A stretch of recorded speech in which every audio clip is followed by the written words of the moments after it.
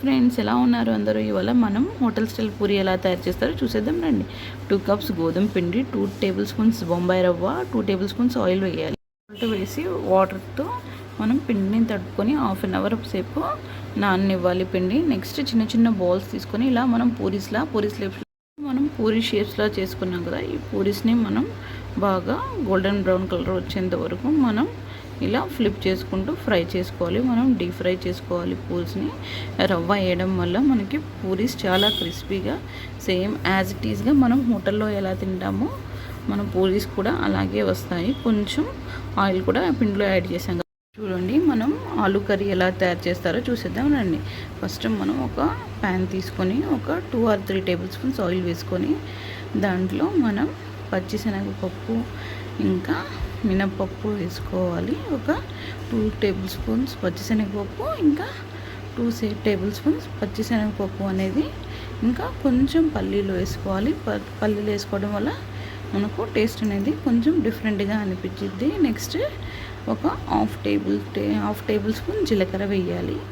Next కొంచెం ఒక half table spoon ఆవాలు ఇంకా జీలకర్ర వేసుకున్నాం. ఆవాలు హాఫ్ టేబుల్ స్పూన్ ఇంకా జీలకర్ర హాఫ్ టేబుల్ స్పూన్ వేసుకున్నాం. ఒక 2 పచ్చిమిర్చి వేసుకున్నాం. ఇది చిన్నగా కూడా కట్ చేసి వేసుకోవచ్చు. పిల్లలు ఉంటే ఇలా పెద్దవిగానే వేసుకుంటాము, ఎందుకంటే తర్వాత తీసుకోవడానికి ఈజీగా ఉండేది కాబట్టి. నెక్స్ట్ కరివేపాకు ఇంకా ఒక 2 మీడియం సైజ్ ఆనియన్స్ వేసుకున్నాము. నెక్స్ట్ ఒక క్యారెట్ కూడా కలర్ఫుల్గా కనిపించడం కోసం, ఇంకా క్యారెట్ హెల్తీ కదా అందుకని ఒక క్యారెట్ యూస్ చేశాను. మధ్యలోకి సన్నగా కట్ చేసి సన్నగా పీసెస్ లాగా కట్ చేసుకున్న తర్వాత నెక్స్ట్ మనం పొటాటోస్ ఒక 4 పొటాటోస్ని బాయిల్ చేసి పక్కన పెట్టుకున్నాను. ఆ బాయిల్ చేసిన పొటాటోస్ కూడా దీంట్లో యాడ్ చేయాలి. ఇంకా పసుపు ఇంకా కారం, దీంట్లో కారం పొడి వేయము, పసుపు ఇంకా సాల్ట్ యాడ్ చేసాము.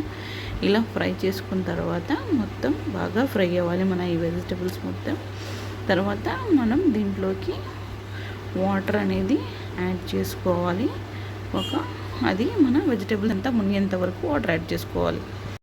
నెక్స్ట్ ఇప్పుడు ఒక బౌల్ తీసుకొని ఒక 2 టేబుల్ స్పూన్ లేదా 1 టేబుల్ స్పూన్ మనకు శనగపిండి తీసుకొని వాటర్లో కలుపుకున్న తర్వాత ఈ వాటర్ వేసిన మిశ్రమంలో వేసి ఇలా మనకు కర్రీ థిక్ అయిపోయింది శనగపిండి వేయంగానే.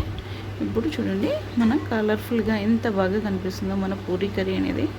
యాజ్ ఇట్ ఈస్గా హోటల్ స్టైల్లోనే ఉంది కదండి. కంపల్సరీగా మీరు కూడా ఇంట్లో ట్రై చేయండి. మనం ఇంట్లోనే ఎంతో బాగా కర్రీస్ని ఈజీగా ప్రిపేర్ చేసుకోవచ్చు.